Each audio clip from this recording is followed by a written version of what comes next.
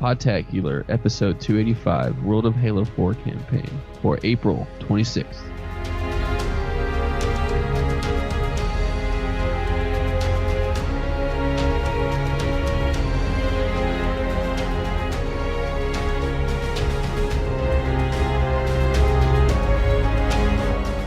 Hello, ladies and gentlemen. Welcome back to Podtacular, the unofficial Halo Universe podcast. I am your host, Duststorm. I am your co-host, GLewis. I'm your co-host, DaftLink. And this week, we're talking about the Halo 4 campaign. Woohoo! Last week, or actually the last week and a half, has been a lot of Halo 4 multiplayer information that's come out in Game Informer.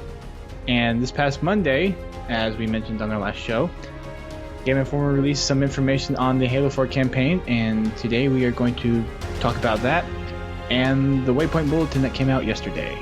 Yeah. At least yesterday as of this recording. So, first, my birds are going to squawk like crazy. And second, Greg's back after Yay. 2 weeks or so. Yay. It's only been a week. No, it's been 2 weeks. Oh, okay. Pretty sure. Yep. I like to say it was because Hey, we're happy. How have you been? Where have you been, I guess?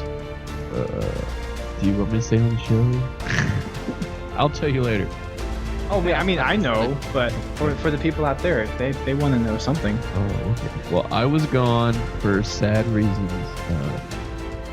My grandmother passed away. Oh, I'm sorry about that. Thank you. That's why I've been away, everybody. It wasn't for some secret or special thing. I guess, it was special to me. But, yep. No, I wasn't in New York playing Halo. Like some people were today or yesterday. Sorry. That was not me. I was busy trying to get people hotels. Anyway, I'm back. And he's back. Thanks for having me, everybody. Well, you're a co-host. I don't think. Hey, you're welcome. Being on the show is a privilege. I mean, it's not like you were being replaced or anything, so.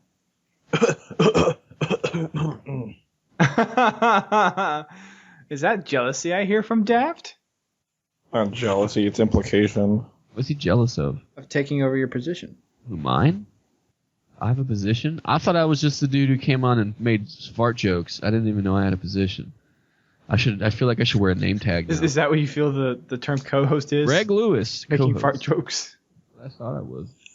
Fart joke extraordinaire. GLewis performs 2 times a night. Anyway, we got some interesting news that came out this week, ladies and germs. Yes, we do. Yes. You want to go over we'll go over the bulletin first. We're going to go over the bulletin first. Yeah. So there is like a segment where Brent comes on speed reads the bulletin.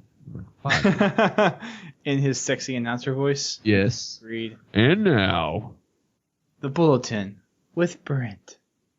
Yeah. He's been on live a lot more recently. Well, that's good news. I didn't even know he had live. I thought he couldn't afford it. Oh, he might be playing just locally with Silver account. I miss Brent. I'm not gonna kind of say that. I thought I saw him playing Reach, so he might have gold for a little while. I'm not gonna say that I think we all miss Brent. I'm not sad that Daft's here instead of Brent. I don't know. Brent's awesome. I've known him forever, but whatever. You guys know about it. But whatever. I'm You're gonna make him cry. No, I'm saying we're trying to play. We're trying to go on with the show. Brent, you're awesome. If you ever want to come back, there's a seat here waiting for you. It might not be the same seat you're used to, because Daft has taken that seat, but there's still a seat. Mm-hmm. Yeah, you get the guest host seat now. All right. However, if Fumo or Your way in the world today takes everything. Oh yeah. they definitely have first dibs, especially JVB being the Podfather. The Podfather. Almighty Podfather. We were doing podcasts before people even knew what a podcast was, bro. We've been doing this since Oh, I know. ever in a day. I totally respect them for that. This is your first show, right, Dustin? You never did a show other than this? I mean, hosted one, not on one. No, I don't. I think I may have guested or guest hosted a couple, but no, this is the first show I've personally hosted, so that'd be correct. Okay. But hopefully you guys enjoyed everything that's come out this week, and we're gonna go over it for you. Well, there's really only been 2 things. Well, yeah, So, moving on to the bulletin, which came out yesterday for us, instead of being late or being early like it has been over the past, I don't know. BS Angel's been posting on a weird schedule. It's been very unpredictable as of late. Too busy going to PAX doing some crazy dancing with you guys. She's all over the place. Busy. Gee, she got a job to do, but you guys are always trying to dance with her and stuff. Hey, you got a problem with that? I don't got a problem. I'm jealous. I don't know why I wasn't invited. You could have come. I know. Not like you weren't invited. Trying to point the blame to me. Shame on you. It's always Dustin's fault. He's for those of you who do not know, he is. Yeah, I'm a good scapegoat apparently. I don't know why. Maybe it's because I'm so nice. Yes, Dustin is the nicest man on this earth. If you need a sniper rifle, I'll give it to you, I swear. If he's got it. Dustin, I'm decent. I'm decent with a snipe. Just saying you would give it to me. Decent doesn't win the war, soldier. Hey, I'm good at other things other than sniping. Okay. That's why if there's someone else that's playing on my team that's better with the sniper, I usually do not pick it up. AKA when Greg's on his team. Oh no, when was the last time you played Halo? I actually, other than the time that we played the other day. That was my brother that you were playing with. Well, who was the guest? My cousin. Oh. There were a lot of people staying at my apartment or at my townhome, whatever you want to call this place. I thought you must have been like playing as the guest and letting one of your brothers. No, I was actually doing laundry. All right. During that. All right. So when was the last time you played Halo? I've been playing a lot of single player. I've actually played through Reach, Halo C Anniversary, and Halo 2's campaign again over the past week. All right. So I'm gonna go through all the campaign. I really, this is weird, and I never thought I would say this. I really like Reach's system after going through and playing all of them again, because people complain. Wait, you mean multiplayer system or? That this just in normal gameplay. The DMR is really a handy weapon. I wish it had more ammo. Yeah, it's very crisp. It's very solid. Yeah, because like the pistol in Halo 1 is nice, but it's just it's not as good as the DMR is accurate. The DMR though sucks for taking out elite shields. I would say that it's a lot easier to. Yeah, it is. Or some Covenant gun. I've really found myself when I'm playing a different Halo game that I'm like, God dang, I wish I had DMR. Anyway, Right. whatever. I've been playing through them again, and I've just noticed that. So. And I think it's weird that in Halo 4 we're gonna have the DMR, but it like skipped 3 Halo games. I don't get it. I don't know how they're gonna. I guess they're just not gonna say anything, and it just appears. Well, no, they just. They can just say, like, in Halos 1, 2, and 3, whatever supply of weapons was around for Master Chief, like, the DMR just, like... Yeah, that's what I was thinking. Something along those lines. That's a good idea. I think Daft has a good idea there. Good idea, Daft. Thank you. Good idea. You get to keep your seat. That's what they do all the time, right? Like, in Reach, the Covenant, like, the ships on Reach, they had rifles, but then other ships, like, elsewhere, they had the carbines later on, whatever, blah, blah, blah. Yeah, and like how they didn't have the skirmishers. What happened to them? You know what the skirmishers are. Right? Skirmishers, yeah. Oh, yeah. Well, weren't we speculating that they were all going to go, like, extinct during Reach or something? That's why they weren't around later? Well, I mean, they beat us on Reach. I'm pretty sure not all of them died. But yeah. I don't know. I haven't read anything. They can just use the same argument as, like, why brutes were not in Halo 1. Oh, there just weren't any brutes, like, on, that particular fleet or whatever. Oh, on the first Halo. Fleets in the... Oh, there weren't any, Jackal skirmishers on, like, any of the, regiments of the main trilogy games or something. Yeah, but, I mean, you don't even hear about them in the books, really, either. You hear about the engineers a little bit in the books, but... Actually, you hear about the engineers a lot in the books. Yeah, actually, I remember, there's engineers in the first book. There's engineers in the first book, yeah. I'm trying to remember. Actually, I'm almost done with the first book. I'll be done with it this weekend, so I'll be moving on to the second book. Which is... My goal is to read all the books before Halo 4 comes out. Oh. My goal is to beat all the games again 3 times. No, I'm just kidding. Dude, I can do that in a week. Well, I plan on beating them before I get invited to some VIP events, which I'm pretty sure is going to happen because I'm pretty VIP. I didn't know if you guys knew that. Are you now? Yeah, I know a lot of people. I'm just kidding. I don't really know. Via proxy? Is that what you're talking about? I mean, I used to know a lot of people. I don't know anybody anymore. I'm too busy with working. I actually, I come think about it, I don't know anybody who's anybody in the Halo. It was weird going on the Sparkcast with you guys because they were like, "Who's this guy?" And I'm like, "The fuck? How do you guys not know who I am?" So I remember when I used to go on any podcast back in the day. It was just like, "Oh yeah, it's Greg." It's a new world. Anyway. Everyone still knows Fumo and JVB though. Oh yeah, who doesn't know the Podfather and Fumo Jiva? Who doesn't know who they are? Jeez. If you don't know who Fumo is, go back and listen to all the 182 episodes they did. 158. 158. Listen to all of them, especially the ones I was on. Which were what, the 30s through 50s or something? I was on a lot of them. I think my first one was after. Weren't you on like a block of them, and then you were like scattered through the rest? Yeah, I was on for one because I used to record the whole week in one day, and I was on for a whole. Oh yeah, so that was like that episode 30 through 50 block. Yeah, 55. I think somebody else was on it, but dude, I remember you thought the one with Bernie was long. Dude, we recorded it all. It was basically the whole day. But we did we did one show that long. You guys did multiple shows. That's different. Well, it was just different. Because like we really did it for like 10 hours. I was like, I didn't. You guys think it's inconvenient for us to get 1 hour out of the day to do this? Think about getting 10 hours. It's ridiculous. But this is more like 2 hours after everything's said. Well, it's also done from pre-show and whatnot. Now everybody has a podcast now.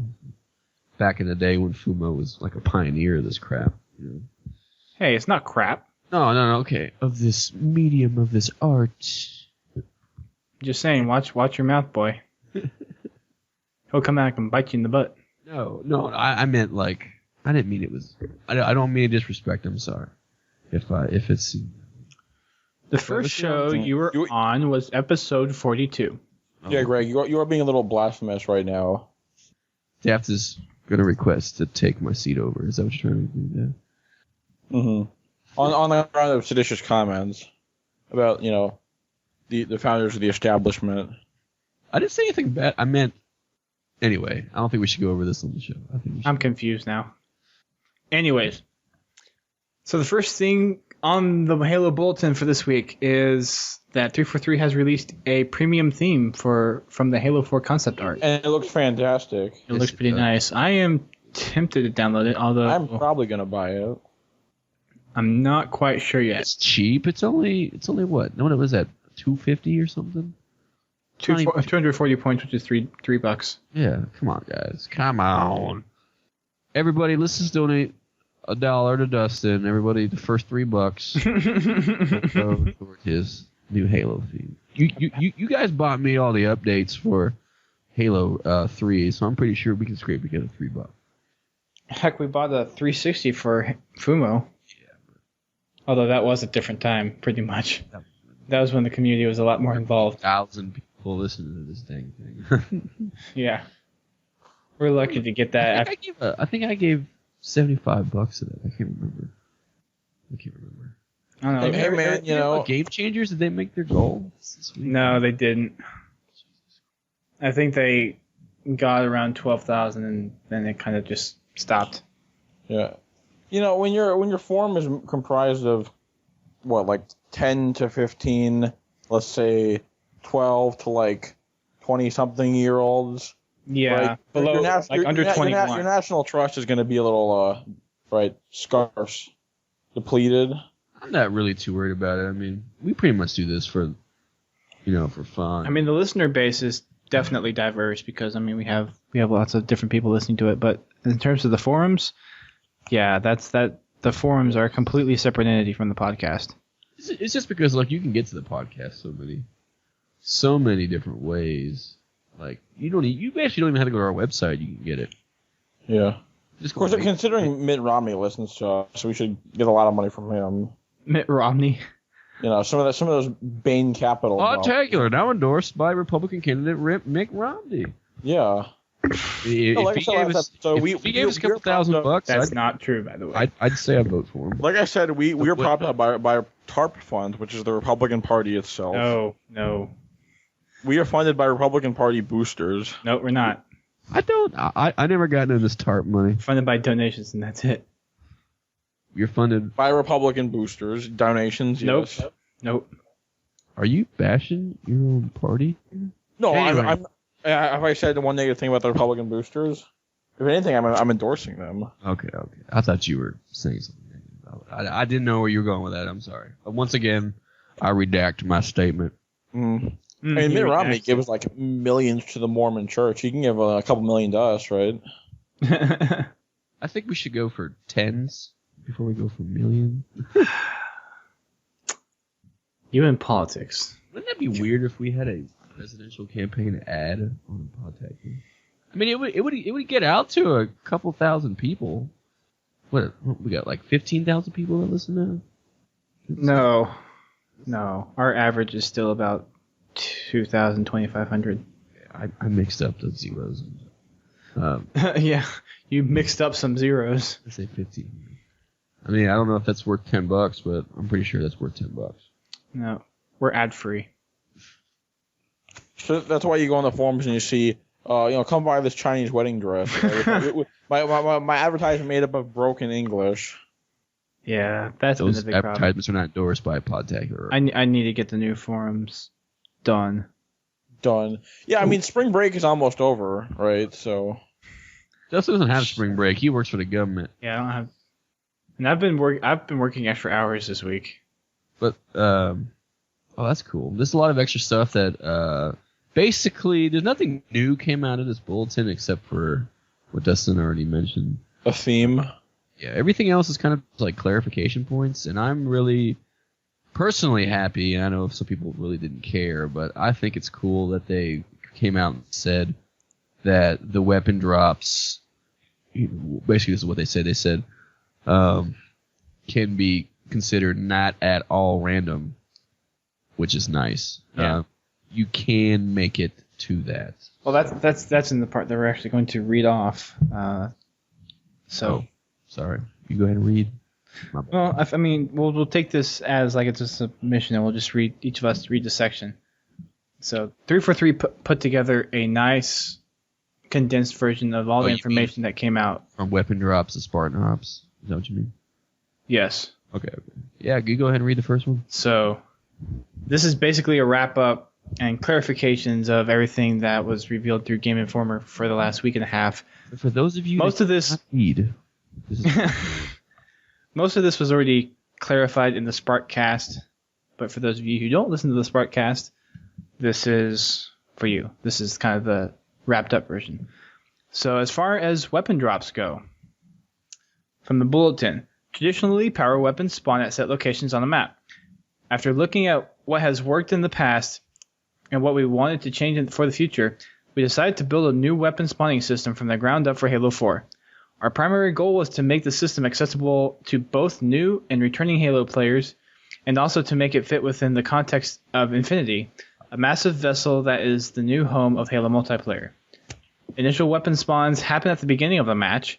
After that, timers are set for when they drop in, and subtle UI elements communicate the time and destination of their impending arrival. Drops will be appropriate for each map. For instance, long-range weapon drops, i.e. sniper rifles, are likely to occur on large maps, while close-range weapons, i.e. shotguns, are likely to occur in tight-quarter maps. There are two important things to note about weapon drops.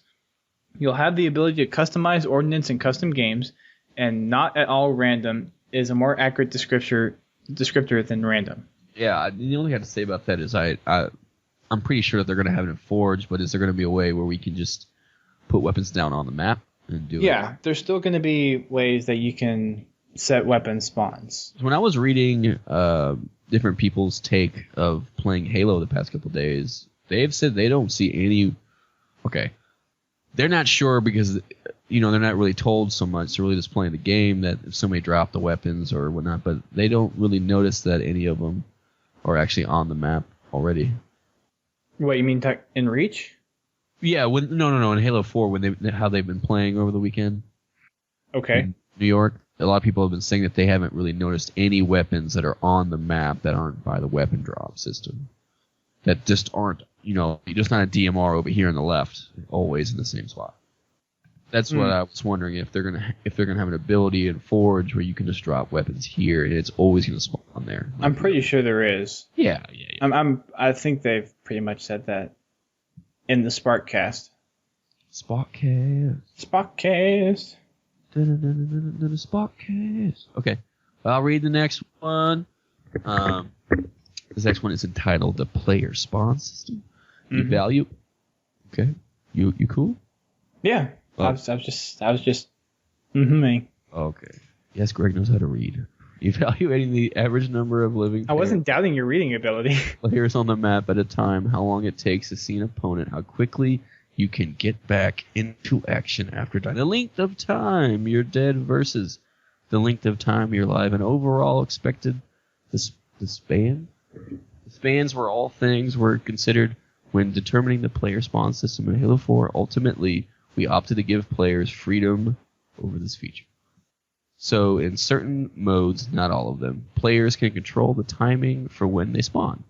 That means that when you die, you can choose to spawn immediately, take a short breather to select your loadout, or plan your next strategy based on how the game is going. Objective game types use specialty-tuned spawn timers that are designed especially to suit game length and object respawn times and scoring. Just like weapon drops, you'll be able to tweak or turn off these settings in custom game. See, the only problem that I'm pretty sure is not an actual problem I've just heard people talk about is if you're winning, could you just not spawn? I'm assuming there's a spawn. I highly doubt that. Yeah, they wouldn't make us. Guarantee you, it's like, okay, you're dead, and you'll see like the timer like 3, 2, 1, 0. Right. And like once it hits 0, you spawn like you would in previous Halo games. But if you want to spawn before the timer ends, just press the whatever button. Yeah. Probably. Most likely. Because it might be more than 3 seconds, because you know how when you're doing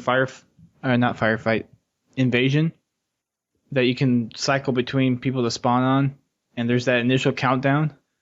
I'm betting what happens is that if you're still choosing an armor ability, you'll have a little bit extra time, and once you select the armor ability, you'll spawn, or not armor ability, loadout. So you probably have that 3 seconds, and then it'll probably give you a buffer of 2 or something. It just sounds a lot like choosing Battlefield. Well, Battlefield, you could not deploy at all. Yeah, so I mean, that's what I'm saying.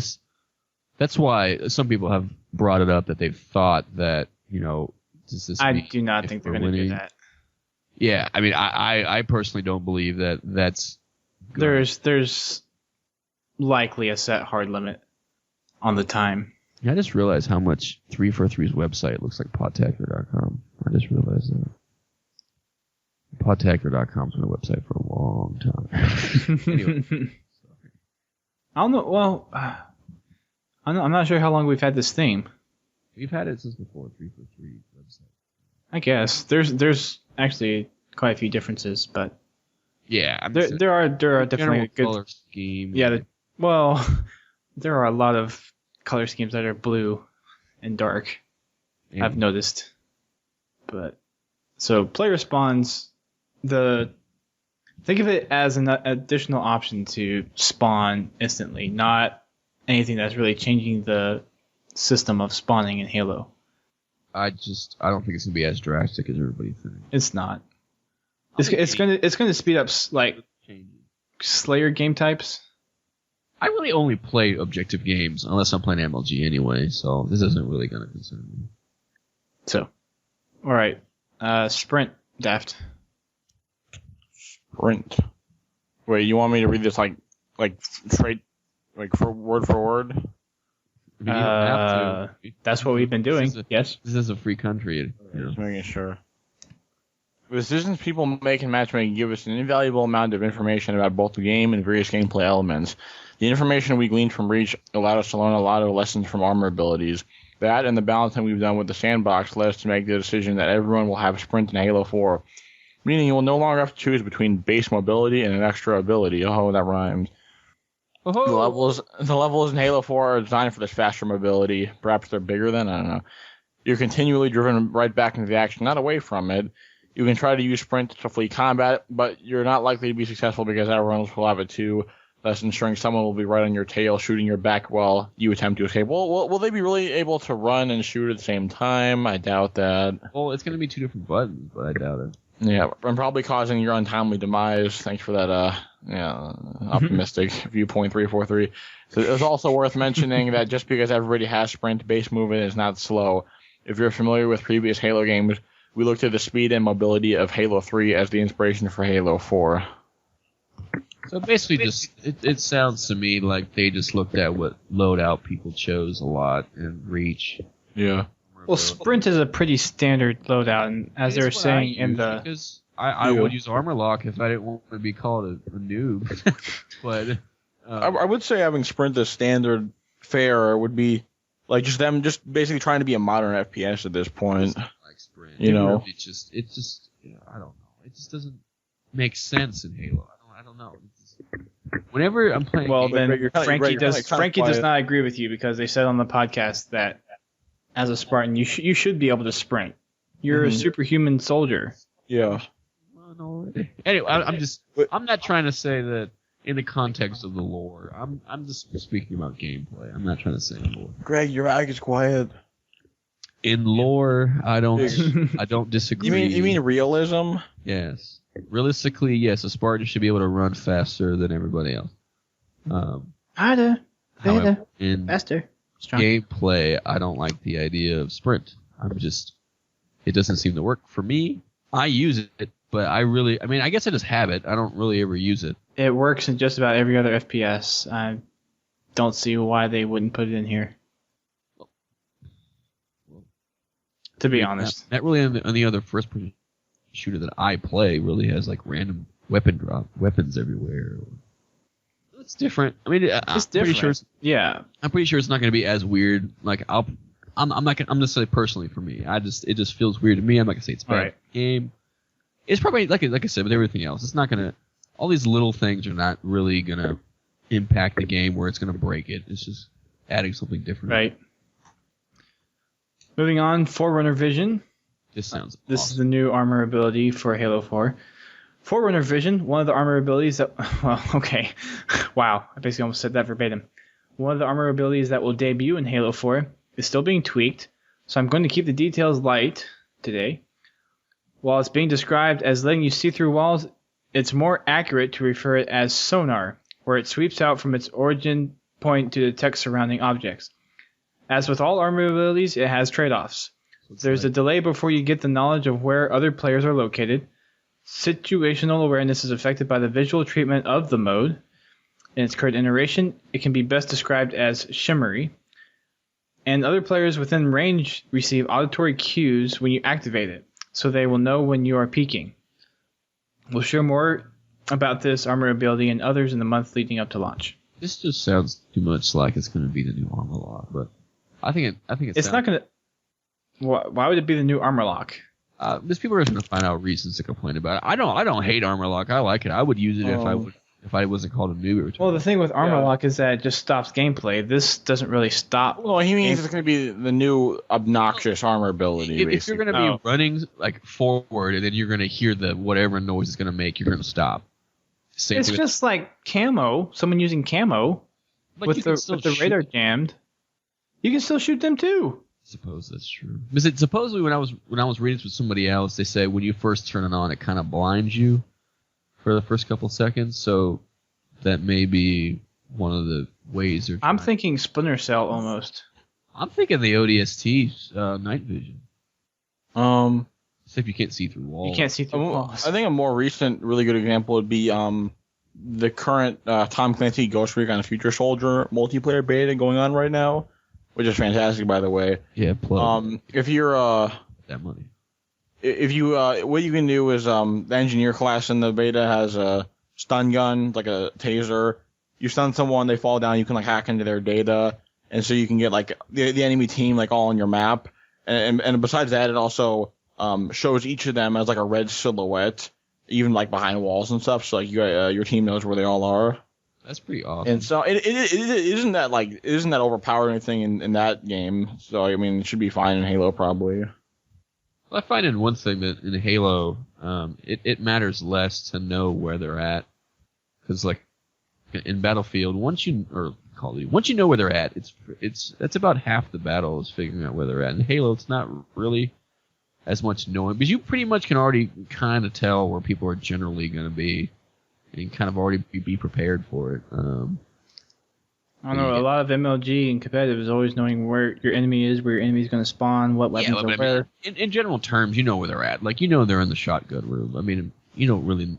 It's helpful when people call it out, but 99% of the time, if you play Halo a lot, you already know that in general terms where most of the team is at without having to have 10 people screaming at you the whole time. In Forward Division, I think it's going to be cool. I'm very anxious to actually try it out myself, because it just sounds like something that's going to be useful, in my opinion. So I think it's going to be more like a teammate thing, about how somebody can use it. You're the teammate, you can call them out and stuff like that. Yeah, that's true. That's what's cool about it. I don't think it's going to be more like an individual thing. Anything that we'll see. I mean, we'll see how it works. Yeah. The last thing that they're talking about is probably the thing I'm most hyped for, I guess I should say, and that's going to be about Spartan Ops. And what they wrote was, one of the biggest changes we've made to multiplayer is making story an integral part of the experience. Our new Halo 4 cooperative mode, called Spartan Ops, is an ambitious example of that. I guess it's going to be way different than Spec Ops, guys. Ambitious, alright? If you're a fan of Firefight, we anticipate you'll enjoy this objective-based multiplayer mode, along with introducing an ongoing CG series. Does that mean like cutscenes? Most likely, yeah. That will tell a story over the course of a season. Spartan Ops will also give you the opportunity to play weekly missions that relate to that fiction. This mode will provide an outlet once you complete the campaign to further the story past the game's end.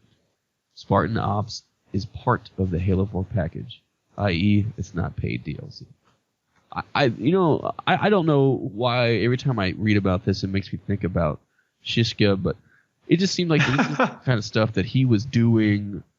Like, because when he was at Bungie, he was kind of like the guy in charge of like figuring out what the correct me if I'm wrong, but like the challenges, the daily challenges. He ran the challenges. Every time I read this, I always think that I'm pretty sure Shishka, this was his idea. Possibly. We need to ask. I wouldn't be surprised if it was. Yeah, it just sounds like that this would be. Every time I read this, I always think about him. I don't know why. But anyway, is that it? That's pretty much it. That's pretty much it. Yeah. And then their Thanks everybody for listening. Well, we're not done with the show. Podtacular reads through the Halo discussion. One big change for the playlist. We'll hit the playlist real quick. Is Zero Bloom Slayer is now gone. So the only Zero Bloom that we're going to have is MLG. I mean, I'm not going to say this is bad. It kind of I don't think it's bad, but that the people that want to play Zero Bloom are the people in MLG. I mean, really, if you want to play Zero Bloom, most of the people that are doing that are going to be able to find a custom game anyway. I personally don't play it. I'm not going to say that it's bad. I don't know. I just play Team Slayer. It's all right. It's like there was somewhat of a fan base around it, like a little bit, but I didn't think it'll be missed extraordinarily. It was okay. It was kind of fun, but it was nothing special either. I just want to see what it would be like in BTB. That's what I'm really interested in seeing. Of course, we found that out playing custom games, but anyway. What about BTB? Zero Bloom BTB. I think that'd be fun. No, that'd be annoying because then you get like cross mapped on like Hemorrhage and whatever VMR. That'd be ridiculously annoying. Knowing that would be more like Halo 2. What I'm talking about. Nobody wants to play that. I wouldn't. No, not. How would it be more like Halo 2? Because you could do that in Halo 2. I mean, the BR, you could pretty much shoot anybody on headlong from the other side of the map. Doesn't mean you have to do it. Maybe you could, I guess. Not with the spread. I mean, and not with the. I'm not trying to say I'm better than hit other detection. people, That was there. That was a possibility, very highly likely possibility of happening. I mean, anything's a possibility if you think about it. Yeah, I could do it. Anyway. All right. Updated maps to most of the playlists. Some changes in firefight. That's about it. Yeah, there's not too much else other than that that's really going to be, newsworthy. If you just see it, I mean, you can read about it, but that's really the stuff that you're going to need to know about what's going on with Halo 4. Right. Yeah. I mean, really, they changed it. All the things they change are just small. Like they added new maps.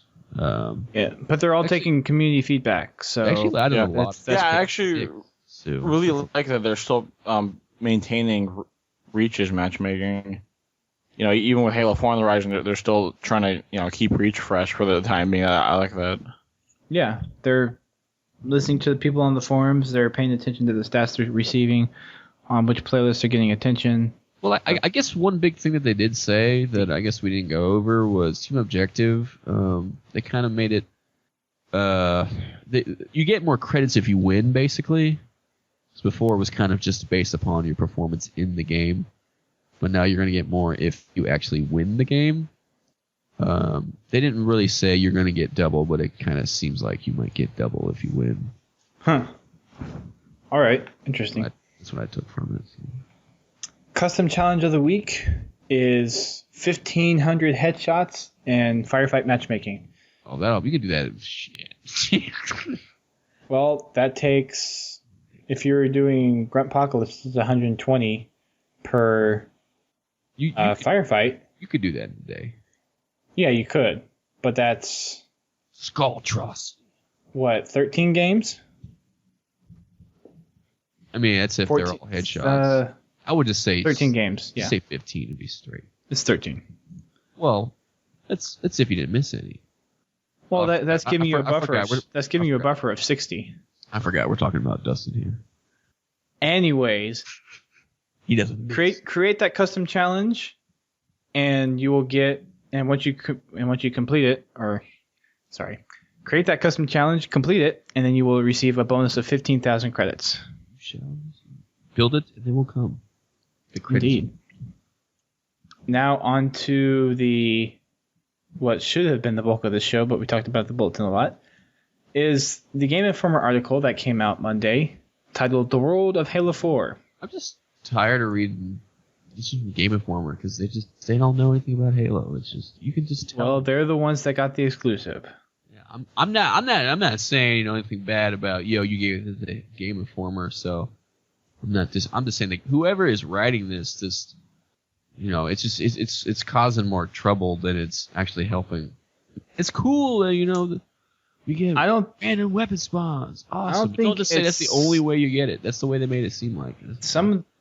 This is what Frankie said on the podcast, is that a lot of the things that got written in the magazine that came out for the May issue that features Halo 4 is not worded in the ways that people are wording it elsewhere. So random weapon drops is the big example that he gave that wasn't used specifically, and someone else went on and posted somewhere as they interpreted it as random weapon drops. So make sure what you're reading is actually Game Informer stuff before you're just talking about what you're hearing people say.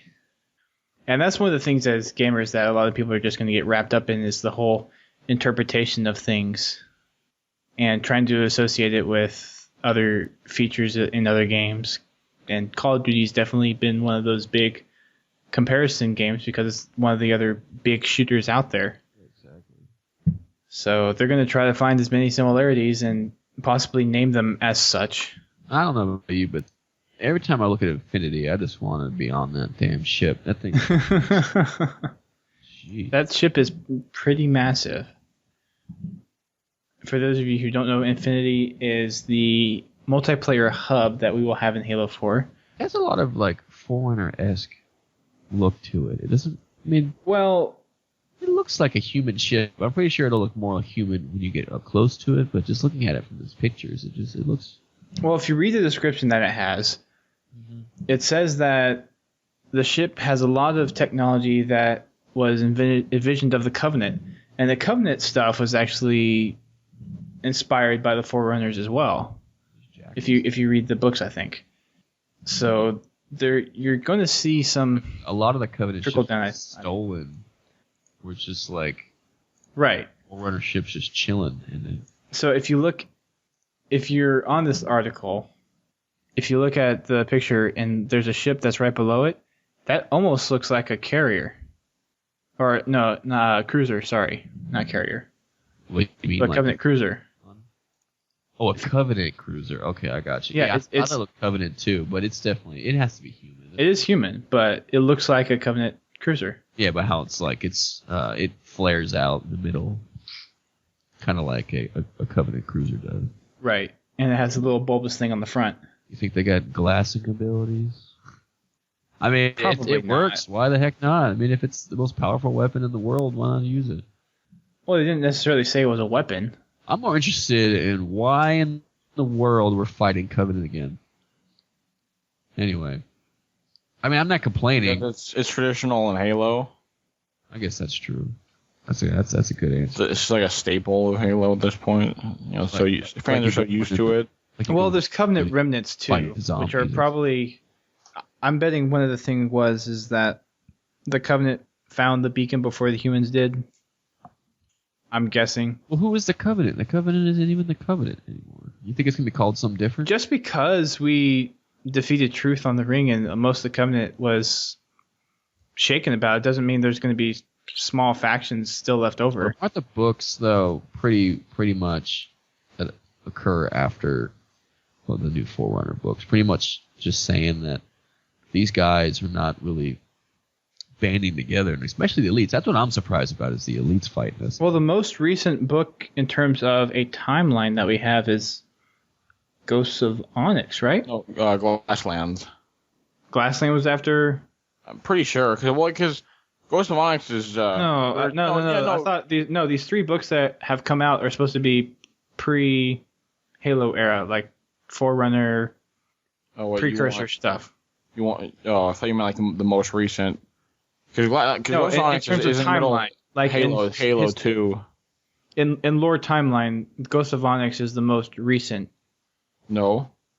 Ghost of Onyx is during Halo 2. Glasslands is like after Halo 3. Yeah. Is it? Yeah. There's It's two like different- it talks about like the UNSC and like elite relations after Halo 3. Okay. I got it. Yeah. Hey, Ghost of Onyx I think is like right during the climax of Halo 2, like right when the Dreadnought reaches Earth it. or something, Okay. I think. Thanks for clarifying. Well, there's two different I guess kind of books going on. There's also the one written by that lady, which I forget her name, Karen Travis. Yeah. I don't really know when that's coming out. Karen Travis wrote Glasslands. Yeah, but I mean, isn't she writing the Thursday War? It's not out yet. I have no idea what that is. I have no idea what you're talking about. But yeah, the Glasslands definitely is it's after post-war. All right. So that's the book that would glean a lot more information on why there's still Covenant, if there is Covenant. Look, here's the idea, listeners. You want a little insight on the Forerunner aspect of Halo 4, go read Cryptum and Primordium. Yeah. You want... Oh, it's you know, Cryptum. That's okay. Yeah, Cryptum and Primordium. That's the book I was thinking of. Not Yeah, Glass. you want more insight on like the UNSC and the elites relationship and those kind of that situation, then go read Glasslands. Heck, I'm reading all the books. Justin's on book 1.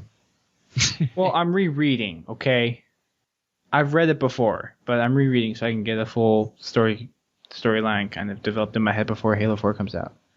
Because there have been people that have complained that we do a Halo podcast and we're not up on the Halo fiction in terms of the books, so I'm reading the books. You happy, people? Yes, ODST is happy now. It really makes me think that in Glasslands, the start of the book is basically the end of Onyx, where they're still talking. The Spartans that survived in Halsey they're like wondering how the Human Covenant War is going and if they're winning, and, if they are winning, what happened, and if Chief saved them, blah blah blah blah blah. Kind of makes me think that we might run into them.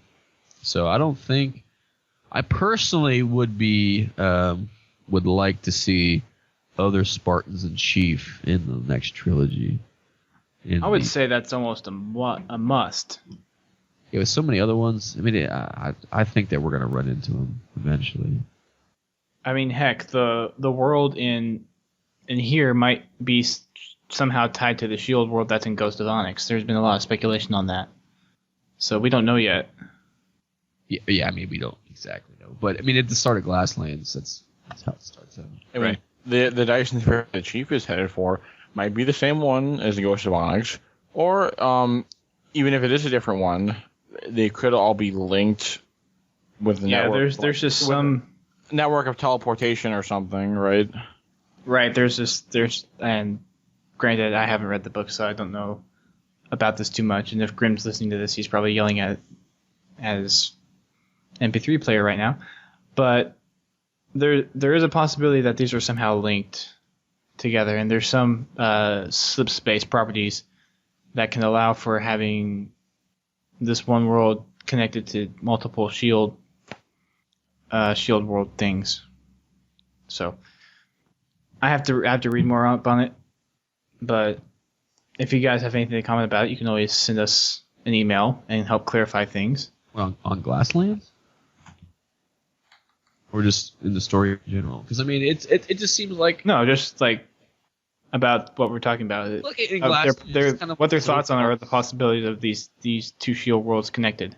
Oh, okay. Or anything else that they want to talk about Halo fiction. Well, I mean, it kind of makes sense on how... It's like in Glasslands, there's kind of like a civil war going on within the civil war. It's going on within the Human Covenant war. It's going on. Oh, it's kind of weird. That like even though the Covenant aren't fighting each other, the elites are also fighting each other. If you remember some of the guys from the Heretic group from Halo 2, they weren't the only really group like that. So. It's just like all the human civil wars that we've seen throughout the books too. Well, obviously, people can't get along with each other of the same race. Well, that's always going to be an issue. Unless there's somebody else to kill. So. Right. That's just how it is. Always need something to kill. If you kill everything else, or kill each other. That's how it works. So in the Game Informer article as well, we have a couple of screenshots of the new Covenant enemies. The elites look weird. Yes, great. That's a appropriate term. Weird. The grunts. Someone said they look like turtles. I think that was me. Was it you? Yeah, I think it was like a week ago. I think someone else said that too. That they I don't know. Like they're not cute anymore. It definitely looked more gruesome. They look like something that would like bite your hand off. Yeah, they look like something you would just be like if you saw that thing come off and like okay, let's say we meet real aliens, right? Okay, so we meet some real life aliens and they look like these guys. We're gonna be like, what the? Well, there's actually a thread about this on the forums about the new look of the grunts, and let's see. Mick J1 says the grunt looks like the Rancor from Return of the Jedi. It does. I remember reading that before. The Rancor. And ODSDJY says they now look like blanking, disgusting-looking piles of blank. What? I don't think it looks bad. I mean, they look like bleeping, disgusting piles of bleep. Huh. All right. They definitely... And Mr. Pickles 001 says... looks like the head of a shark. It does. You can tell there's a lot of aquatic stuff going on in here. Turtles, sharks, Definitely the scales, and by the way, his face looks like it looks like a shark's face, how it's coming together. in like a turtle's face. You know how like triangles out. Definitely a different visual style than what we've seen from Bungie. Oh heck yeah! You can say this is a lot more realistic. Yes. Yes. I mean, they look well done. I'll say that much. They just look very different. If I could speculate or comment on this elite, where are the mandibles on his mouth? I don't get it. It just doesn't. Okay, so well, his armor's covering it. Looks like. Well, yeah. Okay, so on this one, head down it looks like an elite. Just the head looks all weird. I don't know. And I thought they used to have 5 fingers. Maybe I'm looking at this wrong, but they only have 4. No, they've always had 4. Okay. They've had because when they grab the plasma rifle, there's always the 2 on top and the 2 on the bottom. So that hasn't changed. The armor definitely looks cool though. Looks pretty cool. Yeah, it looks like there's less the armor covers than in previous ones. I guess not really. It's really only exposing his shoulders and his neck, which I guess their neck isn't really that important. You gotta cover those shins, but that neck, don't worry about it. Don't worry about the neck. You're good. Well, the neck has to be flexible. So, I don't know. I guess the grunts are exposing their neck too. So. You're really quiet again, Greg. The only reason why the grunts are even wearing anything is just because they have to breathe methane. That's what it looks like. Yeah. The armor looks very light this time compared to the armor that we've seen from the past Halo games. Like, there doesn't seem to be as much. They're usually all decked out and everything. And now there's not as much. I don't know why that is. I mean, there's could be different levels of them, of course. There's going to be the zealot elites and whatnot. Yeah. I still find it interesting that we're still getting strictly concept art stuff on these screens. Except of course, for like the 2 models that we just saw, the Elite and Grant. Those don't look... I mean, aside from those, all we're getting is concept art. They look dang good, though. That's all. They look really good, but that doesn't tell us the graphical detail of what we're actually going to see in game. Because concept art can look pretty, but compared to computer graphics, there can be a significant difference. So I'm hoping sooner rather than later we start seeing some in-game gaming graphics. They will. I mean, at E3, they're definitely going to drop something. Well, E3 is still 2 months away. I am in no rush. If they need to take the time, take the time. Yeah, seriously, I'm in no rush either. I got like literally at least 20 games I haven't even beaten yet. I haven't even played yet. I'm not in a rush for you to take your time, right? Right. So I'm just looking around. I mean, you can definitely see there's banshees in these pictures. There's jackals. I don't know. Maybe I'm trying to associate them with Bungie too much because Bungie never released this much concept art that I can remember. Well, this ain't Bungie. But that's true. This ain't Bungie. There's one picture with the warthog. It reminds me a lot of Halo Wars. Hold on. The one that's right above the Requiem section. Yeah. Hold on. I gotta go. Mute my mic.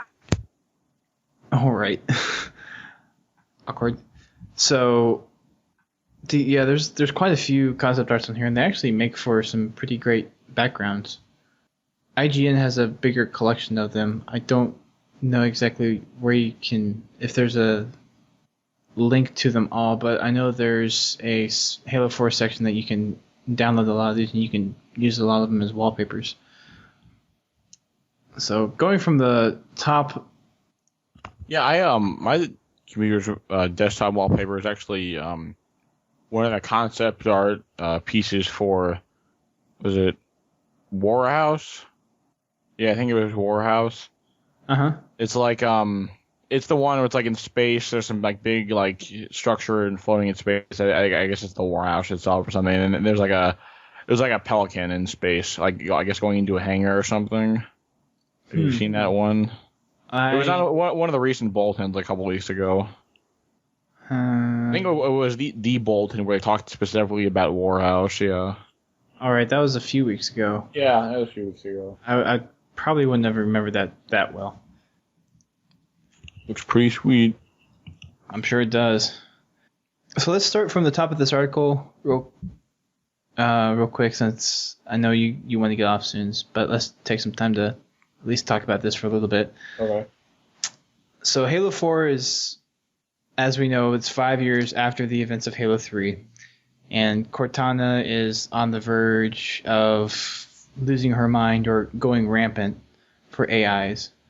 So one of the things that they mentioned is that there's going to be a big play between the Chief and Cortana as she's slowly starting to degrade, and since they're on this new world that they have no idea what's in here. This is a shield world situation that we see in Ghost of Onyx, and the planet that's contained inside is called Requiem.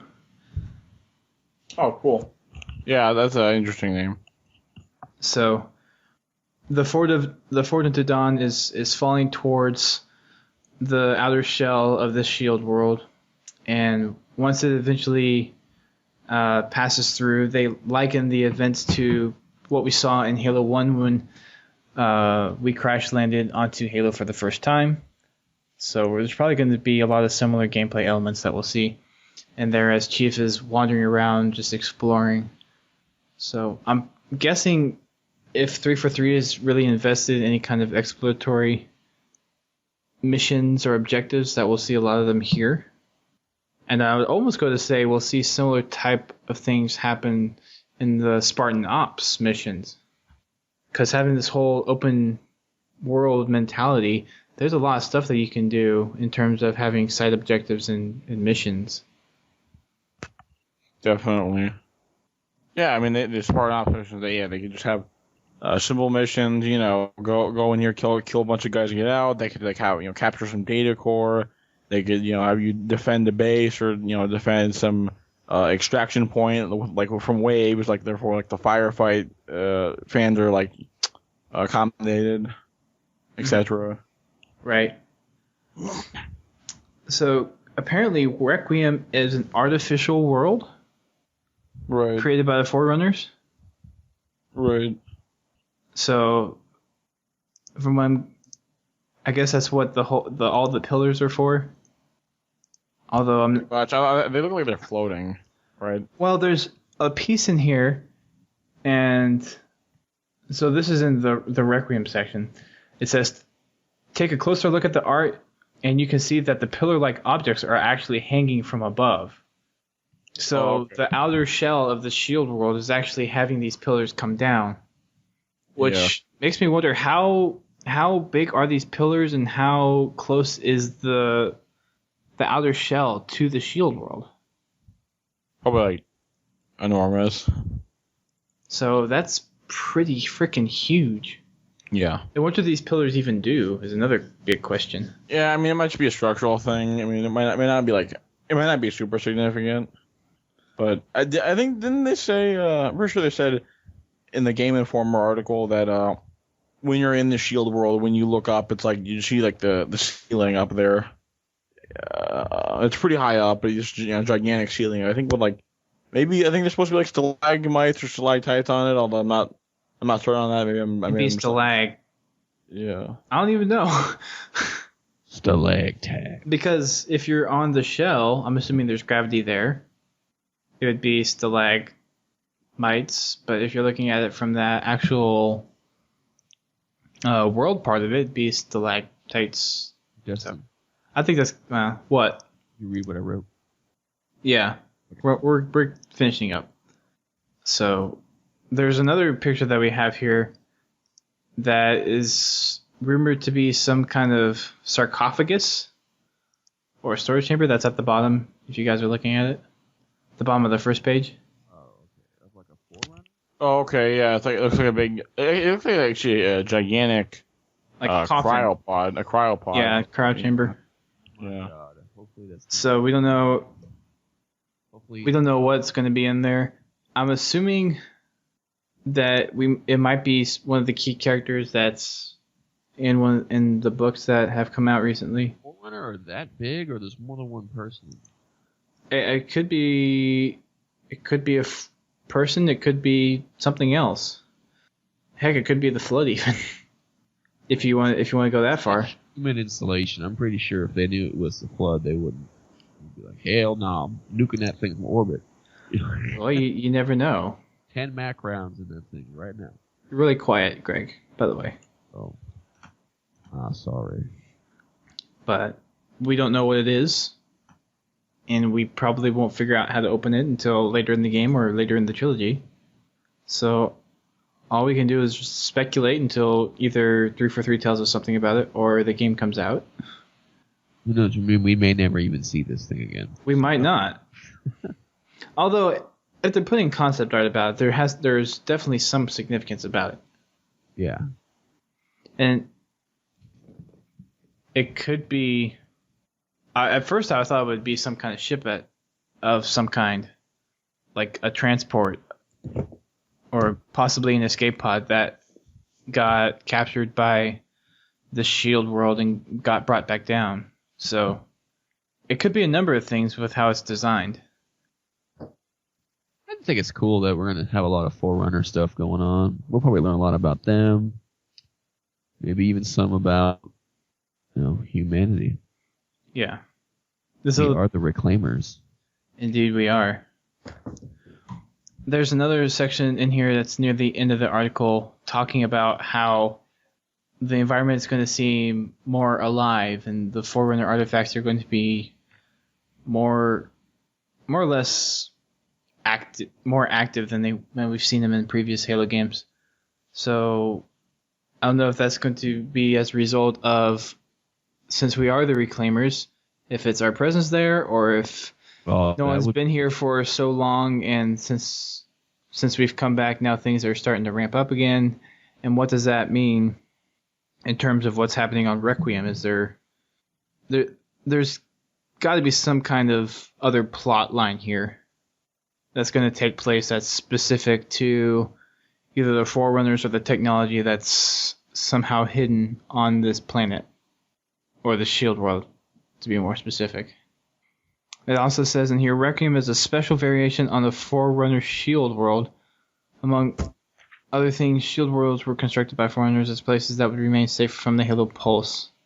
So, we don't know. I don't know what a special variation of a Forerunner Shield world would be. If the main purpose of a Shield world, extra cupcakes.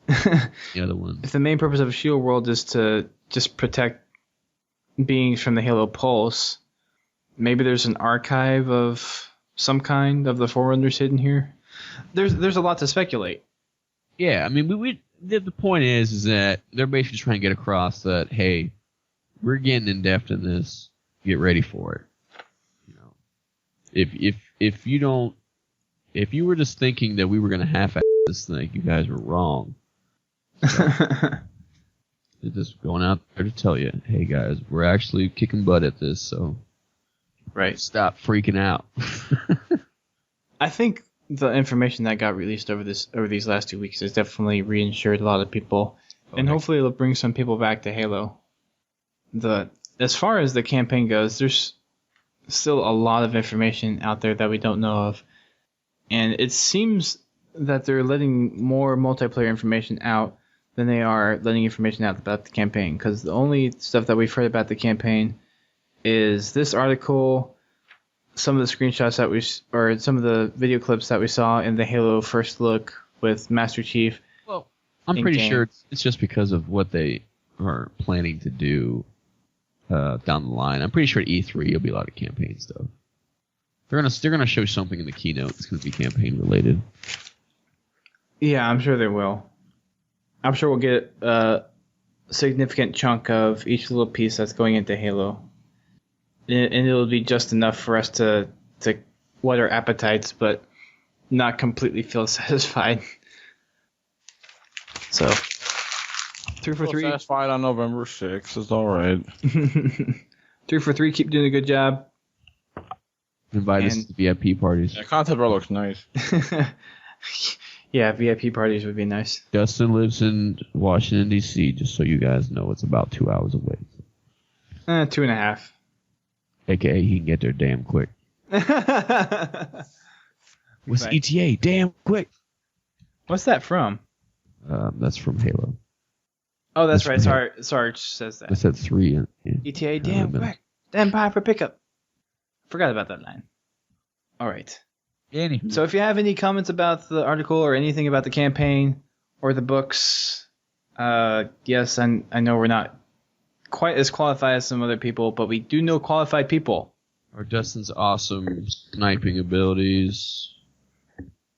I don't know what you've seen so far, but my sniping abilities aren't that awesome. So Anyway, I Well, dude, we need to go decent. more toward the decent. Decent doesn't win the war, soldier. I know you said that earlier. You don't need to Yeah. remind me again. Yeah.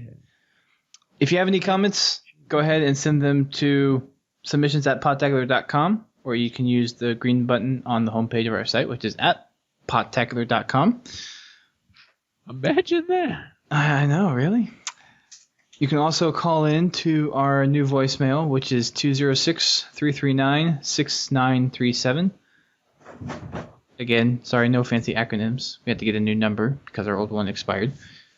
But we still got your messages. We played some on the last show. And you can, if you want your voice heard, you can do that as an alternative to sending in a submission via email. And while you're on our website, go ahead and check out the forums. We have an active user base, probably about somewhere between 50 and 75 people, just talking about little things here and there. So the new forums, politics, other big games coming out this year. Assassin's Creed 3, Max Payne 3, Far Cry 3, Bioshock Infinite, Medal of Honor, Farmville World 2. Fighter. Farmville 2. I don't know what that is. That's just me. Sorry. Beta forums, sorry. I don't know Transformer. about you, but that Ghost Recon game looks friggin' sweet. So anybody who wants It is sweet. The multiplayer beta is sweet.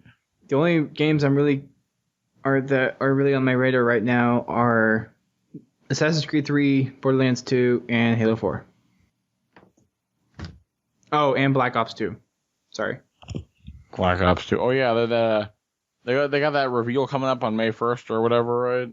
Friday. I thought it was May. Is it May 1st? I've heard May 1st. I've heard May 2nd. I don't know. It'll come out within the next week, basically. Yeah. Yep. I heard a rumor that it was actually going to be in the future because I think there was like some video. You guys know that guy FPS Russia Yes. on YouTube? Yeah, who does the gun stuff. Yep. One of his videos I think was on the Call of Duty site. I heard, and it was like him showing off some like drone turret that's like still kind of like prototype stages, but it could be like near future warfare. So I mean, there could be it could be like it could still be Black Ops 2, but just like like Black Ops in the future, like behind the scenes stuff in the future. Maybe play as like the main character of Black Ops 1 was the Alex Mason guy. Maybe play as like his grandson or something. I don't know. I mean, just speculation. I thought I heard somewhere that it's basically going to be along the same time frame. Yeah, well, Call of Duty Contemporary Combat, yeah, 70s. Yeah, we'll see what happens with that. I actually heard some take place in Rome. The beta forums are still up. They will be up as far as I know for 2 weeks, and then my server is actually getting moved up here to me since I have fast internets that can serve it now. So in about 2 weeks, the beta server will probably go down. Hopefully by then I have something suitable that I can set up and replace the forums that we currently have. If not, then I need to get my act together. get my stuff going. Also, make sure you follow us on Twitter. We are at Podtacular. Go figure. And you can find us on Facebook as well. Facebook.com/Podtacular. Oh, really? Wow. Mm-hmm. Although, since I am rarely on Facebook, I honestly don't update it as much. I haven't been on Facebook in like 2 years. So, sorry, Facebook crowd. There's not as much of an effort to keep you guys up to date. I think the shows get auto-posted over there via the FeedBurner feed. So you get those, but other than that, we don't do anything special with Facebook. Facebook, in my opinion, was a fad, and now it's just oversaturated.